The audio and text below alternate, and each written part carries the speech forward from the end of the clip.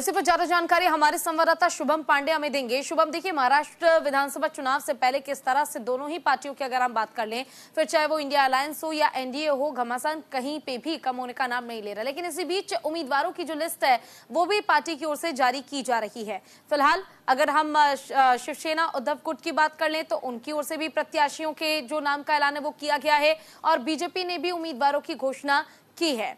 तो ऐसे में क्या लग रहा है कि अब चीजें ठीक हो जाएंगी और विधानसभा चुनाव से पहले दोनों ही पार्टियां उम्मीदवारों के ऐलान के साथ ही चुनाव लड़ पाएंगी, मैदान में उतर पाएंगी?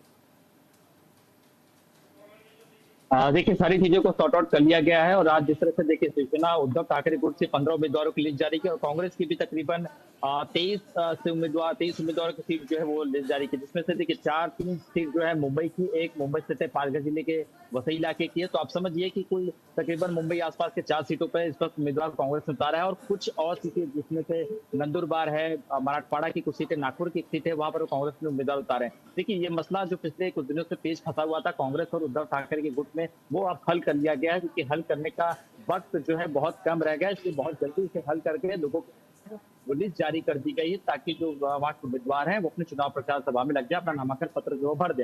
लेकिन अब देखिए, अब आगे ये देखना होगा कि कितनी सीटों पर जो सीटें समझौता करके कांग्रेस और शिवसेना उद्धव ठाकरे गुट में बटी हुई है, वहाँ के जो उम्मीदवार हैं वो कितने सीटों पर चुनकर आते हैं, ये तो आने वाला 23 नवंबर बताएगा। लेकिन जिस तरीके से जो चीजें यहाँ पर सीटों के बंटवारे को लेकर हो या जो सीटें उम्मीदवारों के नामों घोषणा हुई है, इसे पूरी तरीके से महाविकास आघाड़ी में अब पूरी तरीके से सॉर्ट आउट कर लिया गया है। बिल्कुल, देखिए शॉर्ट आउट कर लिया गया है, लेकिन बावजूद इसके जो इस बार घमासान है, देखिए सीटों को लेकर तो है ही, लेकिन बावजूद इसके जो जनता है, आखिर जनता जनार्दन भरोसा किस पर कर पाएगी? क्योंकि उद्धव गुट के लिए ये कहा जा रहा है कि काफी ज्यादा उन्होंने जो प्रचार प्रसार किया था इससे पहले या जिस तरह से लगातार विपक्ष के मुद्दों को उठाया गया, तो कहीं ना कहीं पब्लिक का रुझान जो है उस साइड भी देखने को मिल सकता है। लेकिन एनडीए भी हर तरह से कोशिश में लगी है कि जो पहले जोड़ तोड़ की राजनीति थी वो इस बार करने की मजबूरी ना उनके सामने।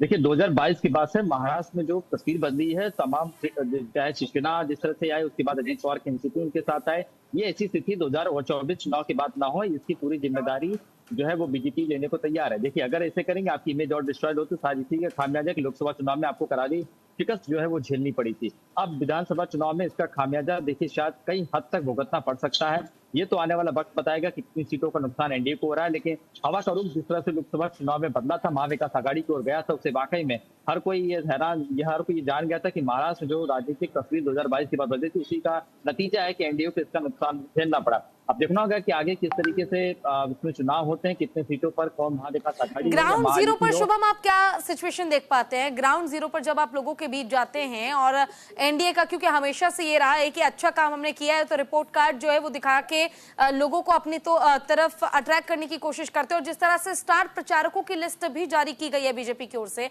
ऐसे में आपसे जानना चाहूंगी ग्राउंड जीरो का हाल क्या आखिर?